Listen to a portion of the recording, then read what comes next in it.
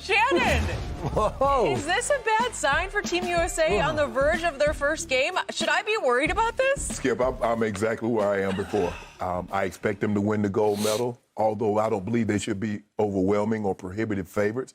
A lot of things can happen. The days of us just showing up like we did 90, 92, 96, 2000, and winning and just whitewashing everybody's script. I believe those days are over. The world is catching up. More players from overseas are playing, and they're not just being role players, the fifth, the sixth, seventh guy on the bench.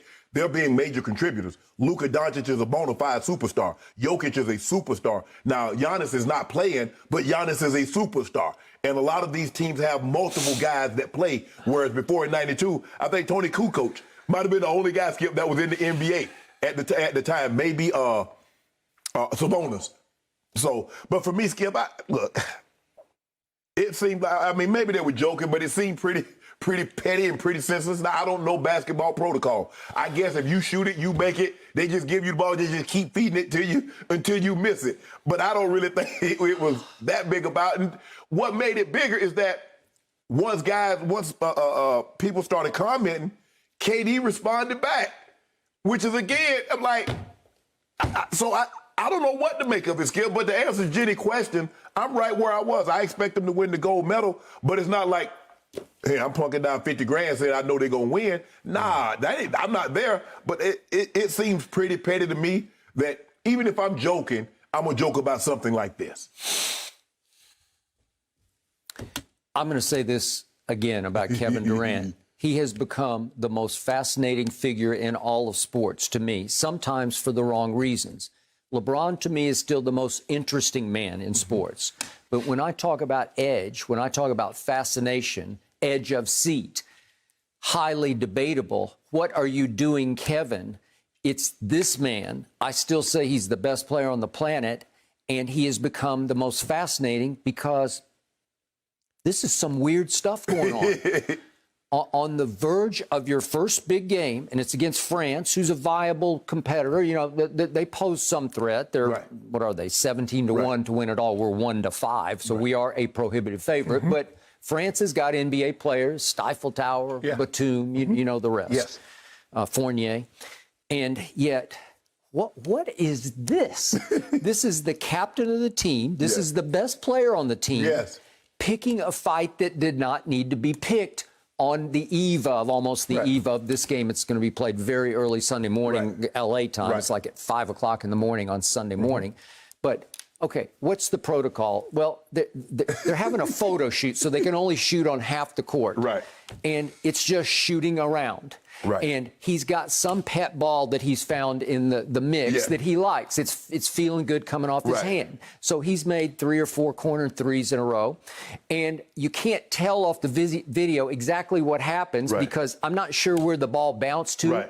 But somebody else decided to take his bad ball and dribble it to the perimeter and shoot it himself. That was Bam. Okay, well, he's saying it was Dame, and you can't really tell where the ball goes because it cuts, the video cuts. Exactly. So you can't be definitive about who got it. But let's say Bam did take the ball and dribble it out and shoot it.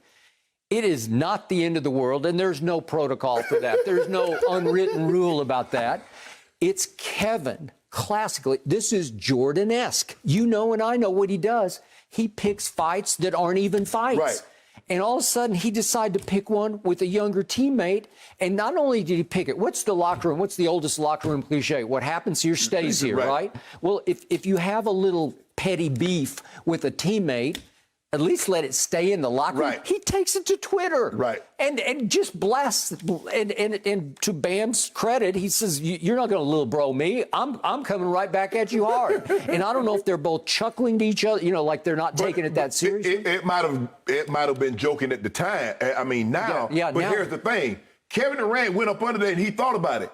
Hold up. I made the shot. He's supposed to give me the ball. So he walks back to the court like, bruh. Because if it wasn't a big deal, Skip, if it wasn't a big deal, but here's the thing. I'm glad cameras was there. Because if some reporter had reported this happened, Kevin Durant say, y'all just trying to make a story out of nothing. That didn't even happen like that. So I'm glad the cameras was there to catch him acting like this. Because he shoots the ball, and he's walking back, but he thinks about it. Hold on. I made that. He's supposed to kick the ball back out to me. Okay. And he comes back out and he has the ball, Skip. He has the ball in his hands. He's about to shoot and he thinks about it. It's like, hey, I green bean that one. Hey, let me get that. He's like, Dame got you. He said, Dame got your ball. He's like, that's the I guess they say it's the female version of the ball. He's like, it was that ball. Bam looking at him like, bro, Dave got your ball. Yeah. And he winds up having to shoot the middle finger back at him on Twitter. And I appreciate Bam standing up like, you're not going to little bro me. But I'm going to say it again. This is classic Jordan-esque behavior. What did Michael Jordan constantly do throughout his career? He picked fights that didn't exist. Right.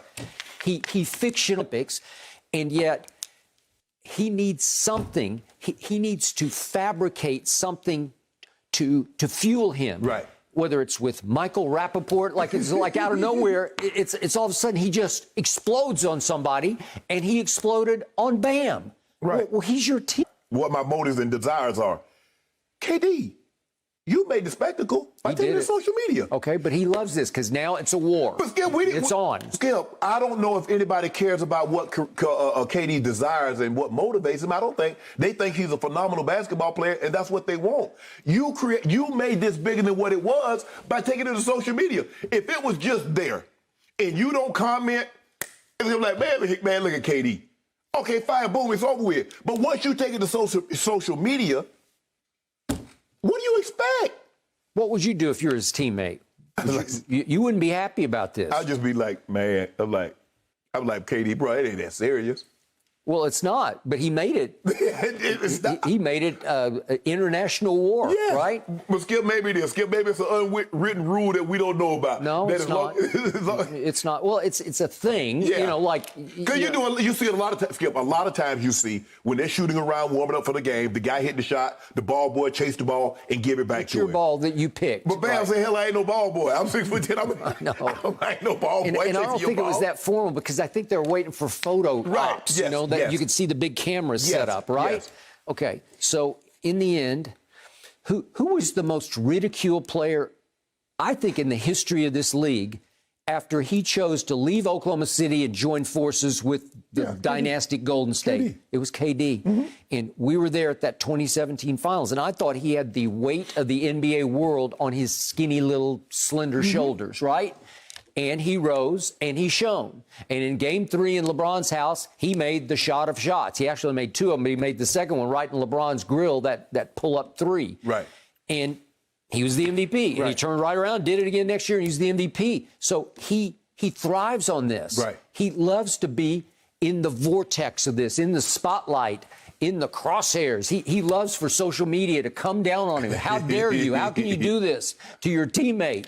And he's like, okay, I'm ready to go. Here we go. Well, you might need to tell that with Bam that you were joking. Because Bam like, hey, bro, you ain't finna big brother me. I ain't chasing no ball for you, get you no ball. You go get your own ball. Okay. Because Bam said, hey, I went and got it. What was happening constantly in Golden State? Kevin was at war with somebody. It was Draymond or it was quietly with Steph. Right. And Steph's aura and how big he was in the in the Golden State, family. I didn't think it was Skip, I didn't know. I mean, I saw it yesterday morning when we was on the air, but I didn't think it was a big deal. I was like, okay, I had no idea it was going to go this far right. Kevin, hadn't he done this consistently? I was like, is it that big of a deal that you posted screenshots of a can't take a joke song? Yeah. What happened with our guy, Michael Rappaport? He's going back and forth, and it's good-natured banter, he thought. Right. And all of a sudden, it went wrong, man. It went way wrong. And we end up having Michael on, and he's just like, he's shell-shocked over it. So I guess not, Bam. Here's the thing. Yeah. KD is the senior statesman on the Olympic team. If he green beans a ball, just feed it back to it. Leave him be. No, just feed it to it. I got it. So I'm with you, except I'm going to remind you, after the losses to Nigeria and Australia in the first 2 exhibitions in Las Vegas, you were down on this team and you had skepticism about their chances of winning it all. Yes. But then you saw them bounce back. Yes. And you saw Argentina and you saw Spain, and Spain's the second favorite at 9-1. Right. Okay? Right. And listen, in the second half, they shot them right out of the gym. Yeah, Pop said that he's been preparing for France for 2 years. Thinking about it every day. Hold on, France? I understand France beat them last with 2019. I get that. France. I mean, that's what's on our mind, Skip. Okay. Okay, French fries, maybe crepes or something like that. Okay, Yeah, well, they're the fourth favorite. So are you threatened? I mean, Rudy Gobert. I and I understand now. It makes sense why you got JaVale McGee. At least you got a big body that can help rebound the ball because you know he. Well, I was concerned when they lost Bradley Beal, but I'm not so concerned now that you can replace him with, I'm hoping, with Devin Booker or Chris Middleton. That works. And I Drew Holiday was at the parade yesterday. I guess Chris was too. But I assume they're going to be there. So you got some live bodies that you can play defense with. Yeah, okay. Because you said the game is when tomorrow? It's Sunday morning. It starts at 5 L.A. Our time. So, yeah. You guys waking up? And you will Skip. You got to they got to be heading over there now because if you leave tomorrow, you're not playing no game Sunday morning. They probably won't be able to contribute. They're in shape though, right? Absolutely. Yeah. Okay. So, is there any protocols they're going to have to go through, traveling, anything like that? I assume there are in some capacity. I don't know those rules there. Well, it's coming up. Sunday, July 25th, like you mentioned, 5 a.m. local time for us. I will be recording this one, and I look forward to watching it after sleeping in. Thank you for watching. You can subscribe here to get the latest from the show, and be sure to check out more of the best clips from Undisputed, or go watch a few other segments from our other shows on FS1.